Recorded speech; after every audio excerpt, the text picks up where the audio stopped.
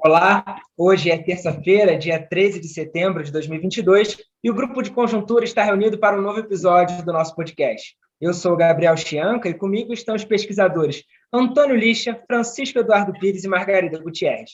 O episódio de hoje vai ser um giro mesmo, um giro em alguns indicadores, alguns dados da conjuntura brasileira, em especial naquilo onde nós nos surpreendemos, no cenário externo, no desempenho econômico, no desempenho fiscal, e como isso modifica um pouco a forma de enxergar a economia brasileira. Além disso, no final do episódio de hoje, nós também teremos um passeio pelos principais pontos de Jackson Hole, uma espécie de seminário dos bancos centrais que aconteceu nesse mês nos Estados Unidos e que o Grupo de Conjuntura traz até você. Eu quero convidar, primeiramente, o professor Francisco Eduardo Pires. Olá, só fazendo uma referência a esse último tema que o Gabriel falou, quer dizer, a recente conferência de Jackson Hole, nos Estados Unidos, trouxe algumas mais notícias para a economia mundial e, por tabela, para a economia brasileira. Mas disso aí o Lixa vai nos dar a notícia ao final desse podcast. Eu só queria falar isso porque, do lado, no plano interno, as perspectivas são também de que o ciclo de alta dos juros não será revertido no início do ano que vem, como alguns esperavam, e a respeito disso, o Banco Central, através do seu presidente, se pronunciou reforçando que esse freio sobre a economia brasileira pode durar por mais tempo, né? E olhando esses dois fatores, o internacional e a política monetária doméstica, nós temos que ter em conta que esses dois sempre têm efeitos poderosos sobre a economia, no caso, seriam negativos, né? Então, isso aí, se a gente olhar só para isso, o quadro é desalentador. Porém, quando nós olhamos para a situação atual da economia brasileira, às vésperas das eleições, nós nos deparamos com resultados surpreendentemente positivos, contrariando as expectativas generalizadas do início do ano, e mesmo até alguns meses recentes. Eu vou aqui só pegar alguns destaques positivos. Primeiro, o que me parece assim, mais surpreendente de todos, que é a PNAD, os resultados sobre emprego e salários, né? Nesse ano, houve uma criação, só nesse ano, uma criação de 2,9 milhões de empregos, quase 3 milhões, dos quais 57% formais, segundo a PNAD, né? Isso, para quem conhece estatística de emprego, sabe muito bem que isso é absolutamente incomum, né? Ao contrário do que se esperava. A taxa de desemprego caiu de 13,7% há um ano atrás para 9,1% agora. Quer dizer, uma queda de 4,6 pontos percentuais num período curto. Não? Por fim, no que se refere ao rendimento real do trabalho, que era até recentemente a variável que estava tendo um desempenho mais negativo, que ainda estava caindo, sobretudo por causa da inflação, aceleração inflacionária, já nos últimos 3 meses começou a se recuperar e teve uma alta de 2,9% contra o trimestre anterior. Então, primeiro, mercado de trabalho, né? Bastante surpreendente. Segundo, PIB. As projeções médias do mercado para o PIB no início desse ano chegaram a 0,3%, né? Ficaram abaixo de 0,5%. Com os resultados fortes do primeiro e segundo, sobretudo do segundo trimestre, né, hoje, um crescimento acima de 2,5% já é totalmente previsível. Mas, hoje mesmo saiu o dado do setor de serviços para julho, também confirmando um crescimento forte, 1,1% em relação ao mês anterior. Ou seja, a expansão que vinha aí até o segundo trimestre ainda prossegue. Por fim, os indicadores financeiros também não tiveram o comportamento explosivo que se temia. Nem o risco país, nem os juros futuros e muito menos o dólar.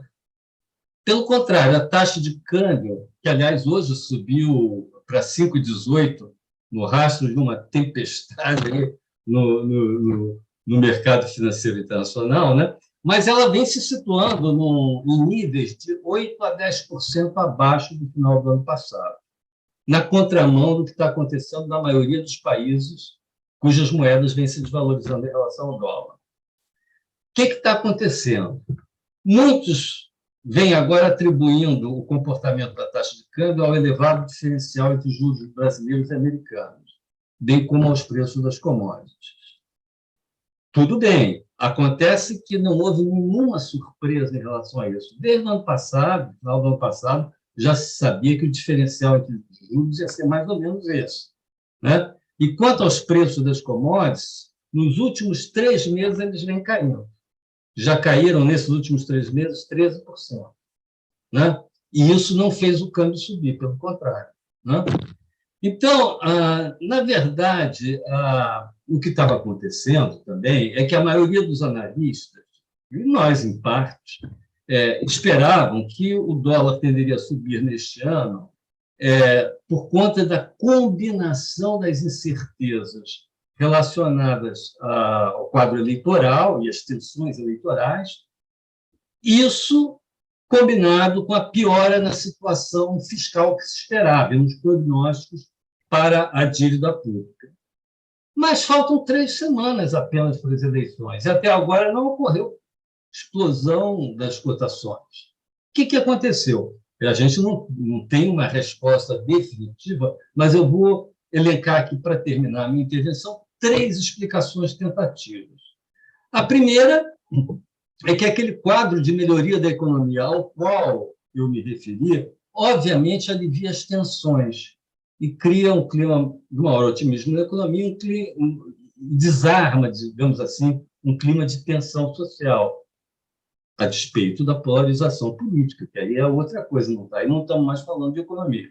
Em segundo lugar, parece óbvio que o mercado não está, correta ou incorretamente, eu não estou discutindo isso, mas não está atribuindo ao processo eleitoral o risco que todos imaginavam. Por fim, e esse ponto eu gostaria que a Margarida agora comentasse, os resultados fiscais têm sido muito melhores do que se projetava. E a questão fiscal era um ponto central, né, para a explicação da possível deterioração de das expectativas dos indicadores financeiros. Então, eu interrompo minha participação por aqui e passo a bola para a Margarida. Bom, obrigada, Francisco. O que eu vou apresentar aqui, na verdade, é uma melhora dos indicadores fiscais que vem ocorrendo aí desde 2021, o que não significa necessariamente que isso é parâmetro para a gente projetar o que a gente espera daqui para frente. Né? Como o Francisco já colocou, a gente tem aí um cenário para o ano que vem que não tem nada claro em relação ao principal desequilíbrio das contas públicas, o principal desequilíbrio macroeconômico, que é o desafio aí de garantir uma trajetória de dívida pública sustentada, com programas de transferência de renda, com proteções sociais e tudo que a sociedade quer. Né? Então, eu vou dar assim, alguns grandes números e mostrar alguns fatores que estiveram por trás dessa enorme melhora. A dívida bruta de governo geral em relação ao PIB fechou o ano de 2021 em 80,3% do PIB, e a previsão para esse ano é que ela feche em 78,7%, 76% do PIB. Quer dizer, uma melhora considerável. Além disso, o resultado primário. No ano passado, nós tivemos, depois de 7 anos, interrompemos aí trajetórias de déficits primários e tivemos o primeiro superávit primário da história dos últimos 7 anos. Nós tivemos um superávit primário de 0,7% do PIB, setor público consolidado, equivalente a 64,7 bilhões de reais, e para esse ano espera-se 87,9 bilhões de reais de superávit primário, equivalente a 0,9% do PIB. Então, a gente agora pode se perguntar, mas como é que pode, né? Nós tivemos aí enormes desonerações este ano passado, redução de IPI, zeragem de impostos federais, né, um cut aí de ICMS. Então, apesar das enormes desonerações e das novas despesas implementadas, particularmente neste ano, né, o Auxílio Brasil aumentado, nós vamos ter aí um aumento do superávit primário e uma dívida pública PIB em queda, né? Então, esse aumento da arrecadação que a gente está tendo, quais são os fatores que estão por trás? Sem dúvida nenhuma, existe um aumento da arrecadação em curso. Então, para dar alguns números, o aumento da arrecadação federal de janeiro a julho deste ano, em termos reais, cresceu 10,4% em relação a janeiro e julho do ano passado, né? E espera-se também, e já está acontecendo, um aumento do volume de dividendos, de receitas com dividendos pagos pelas estatais ao governo central. Então, esses dois fatores aí é que estão garantindo um superávit primário mais elevado este ano. Agora, então, a gente poderia se perguntar, o que tem por trás desse aumento da arrecadação? E aí existem vários estudos, várias tentativas de entender esse movimento. Claramente, nós temos fatores que são cíclicos e que não são permanentes. Então, elevado preço de commodities, embora o Francisco tenha colocado que os preços começaram a desanuviar um pouco, a ceder um pouco, você ainda tem um alto nível de preços de commodities. Isso impacta, evidentemente, a arrecadação. Não apenas sobre o preço do petróleo e toda a exploração de recursos naturais, mas também sobre o faturamento de todas as empresas ligadas à exploração de recursos naturais, petróleo, minério, tudo isso também, o faturamento dessas empresas aumenta e a arrecadação aumenta. Então, nós temos aí o aumento dos preços de commodities. Um segundo fator também tem a ver com o ritmo de recuperação da economia. Os impostos que incidem sobre o mercado de trabalho, né, todos aqueles que vêm, a arrecadação previdenciária e tal, também têm aumentado muito, principalmente no emprego formal. Então, isso também tem sido uma fonte de aumento da arrecadação. E, por fim, uma diferença aí de inflações medidas pelo deflator implícito do PIB ou do PIB industrial, né, ou do PIB da indústria de transformação e de extração mineral, e o IPCA, que também essas diferenças podem aumentar a arrecadação, na medida, só para dar um exemplo, né, o deflator da indústria de transformação, da indústria total, por exemplo, ele cresceu, há uma estimativa que ele tenha crescido 18% no ano passado. O deflator implícito do PIB cresceu 11%, e a inflação fechou em 11%, o IPCA fechou em 11 ponto alguma coisa. Então, essa diferença aí de deflatores e de índices de preço ao consumidor pode gerar também um aumento da arrecadação. Alguns fatores estruturais poderiam ser elencados a investigar. Então, a indústria recuperou bem pós-pandemia, e a indústria paga mais impostos que o setor serviços. Quanto disso veio para ficar? A gente não sabe, porque isso aí depende muito da conformação que a gente vai ter de recuperação e de nível de atividade para o próximo ano. Então, é uma questão a investigar. Mas o fato é que a persistente alta da arrecadação sugere a investigar que existe aí algum fator, algum componente que seja mais estrutural, né? Uma mudança de composição do PIB seria, assim, a primeira candidata a ser investigada para a gente poder entender melhor esse aumento de arrecadação, que é surpreendente, né? Bom, que dados ainda eu posso colocar aqui? Apesar de aumento de gastos que a gente tem visto, inclusive fora do teto, essa última PEC, que permitiu todo o pagamento do Auxílio Brasil aumentado, o valor aí de 41,25 bilhões de reais, apesar disso tudo, o gasto PIB, o gasto primário em relação ao PIB, por exemplo, fechou o ano em 2019 em 19,5%. Em 2021, esse indicador, gasto primário PIB, fechou em 18,6% do PIB. E este ano, apesar de todo um aumento aí de gastos, ele deve fechar em 18,7% do PIB, quer dizer, praticamente no mesmo nível que no ano passado. E por trás desses números, evidentemente, tem o congelamento dos salários dos funcionários públicos, que respondem pela segunda maior despesa primária do governo central. Então, com isso, pode ser acomodado esse aumento de Auxílio Brasil, especificamente, e manter o gasto primário em relação ao PIB num patamar praticamente igual ao do ano passado, né? Além disso, o ambiente tem sido muito favorável para a rolagem da dívida pública, né? Apesar da subida dos juros e tal, não tanto subida, subiram muito no início do ano e pararam de subir.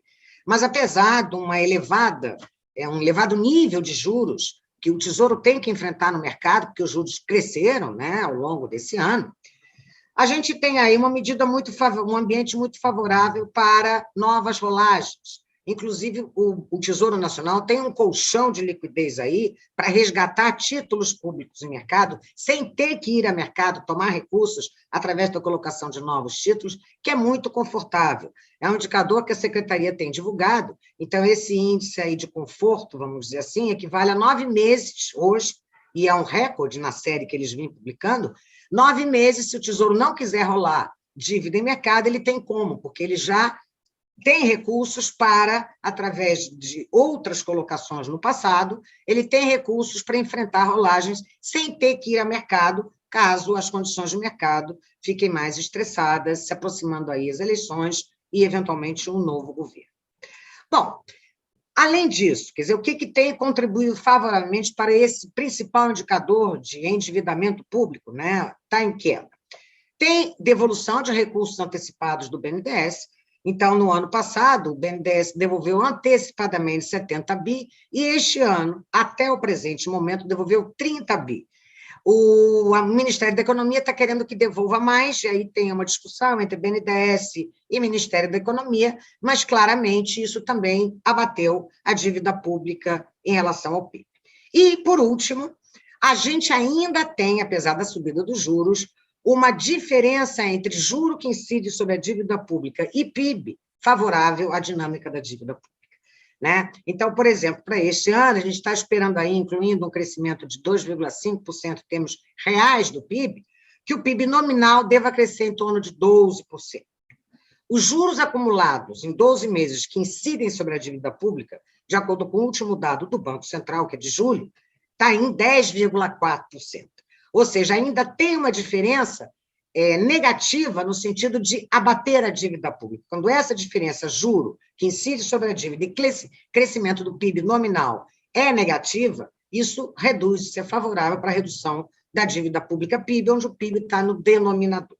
É claro que essa condição, que ainda é bastante favorável para a dinâmica da dívida pública, ela deverá se inverter, na medida em que esses juros acumulados em 12 meses eles forem chegando mais perto da gente, porque nós estamos ainda com o dado de julho, e como eu estou com um dado de 12 meses, esse dado ainda é um dado suavizado, que não incorpora toda a subida de juros que a gente já experimentou na economia.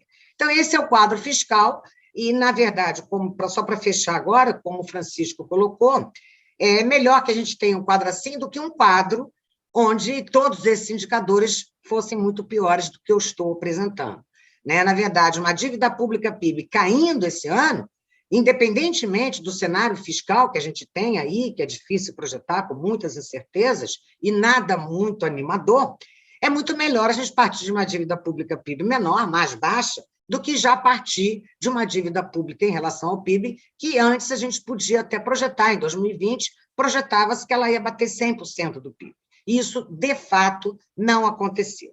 Então, independentemente do quadro que a gente venha a ter no ano que vem, nos anos seguintes, a melhora das contas públicas ela é inegável, e ela é muito grande e muito importante, para explicar parte do quadro atual que a gente tem na economia brasileira.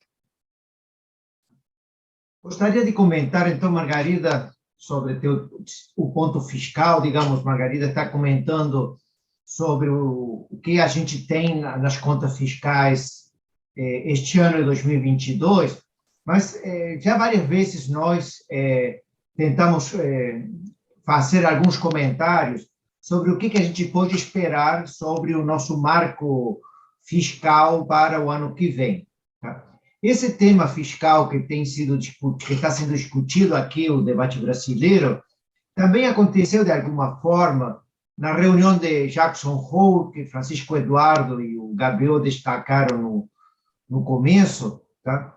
Basicamente, dois autores que trabalham nos Estados Unidos, o Francesco Bianchi e o Leonardo Melossi, apresentaram um trabalho sobre os limites fiscais da inflação. Tá? Ou seja, é uma discussão, é um debate um pouquinho mais conceitual, mas é um debate um pouco como está sendo colocado nesse contexto internacional. O que a gente pode pensar, ou seja, no debate desses autores, por exemplo, eles estavam discutindo o que provocou a inflação, uma inflação persistente na economia americana na década de 1970. Tá? Eles analisam rapidamente que os choques, por exemplo, o choque do petróleo que aconteceu, o primeiro choque, o segundo choque, tiveram efeitos temporários sobre a inflação. E a inflação se tornou persistente não por causa de uma inércia nos choques, mas por causa de questões fiscais, não? A forte expansão fiscal e o desequilíbrio fiscal que se observou na economia americana durante aquele período. Tá? Então, um pouco a ideia de inflação persistente está muito associada, pelo menos na década de 70, na economia americana, a esses desequilíbrios fiscais. O que a gente pode é também parte do debate brasileiro. Tá? Neste momento, está se discutindo nos Estados Unidos se esse aumento da inflação, que Francisco Eduardo comentou rapidamente também, pode se tornar temporário ou permanente. Tá? Na medida em que o Tesouro americano perde a credibilidade na sua política fiscal, não, e significa que vai ter déficit de forma permanente e aumento de dívida, isso pode levar a uma perda de credibilidade do Tesouro americano, tá? E provocar desequilíbrios macroeconômicos que se ajustam via aumento de preços, porque os preços, no fundo, o sistema de preços, aumento do índice geral de preços, provoca um ajuste na dívida pública real que equilibra de forma os desequilíbrios macroeconômicos e patrimoniais que você tem na economia. Então, desequilíbrios fiscais permanentes, em geral, no debate internacional, provoca inflações persistentes. Tá? Isso é um pouco... lembrar também que, por exemplo, na coluna do professor Alfonso Pastore, no Estado Econômico, este domingo, ele destacava esse texto apresentado de Jackson Hole e trazia também para o debate brasileiro, não? Ou seja, se você quer manter a inflação baixa e estável, a política monetária não é suficiente. Não? Na verdade, você precisa também de equilíbrios fiscais, tá? E eu diria que, além dos equilíbrios fiscais, precisa de reformas microeconômicas. Não? Ou seja, você tem que ter uma microeconomia mais ou menos estabilizada, não? No sentido de que os preços e os salários possam ficar relativamente estáveis, tem que ter uma política monetária olhando para a meta de inflação e tem que ter uma política fiscal bastante equilibrada. Tá? Ou seja, inflação não é só um fenômeno monetário, é um fenômeno monetário, fiscal e real, diria eu. Tá? O último tema para falar rapidamente de Jackson Hole, além do discurso do Jerome Powell, que foi bastante discutido, não? Isso aconteceu dia 26 de agosto, no qual o Powell ratificou a mudança de postura do governo americano, não? Do Federal Reserve, dizendo de que a política monetária vai ser suficientemente restritiva para reduzir a inflação, tá? E que então ficou claro de que eles vão manter essa postura enquanto a inflação não converge para a meta. Tá? Destacou a importância também das expectativas dos agentes econômicos. Tá?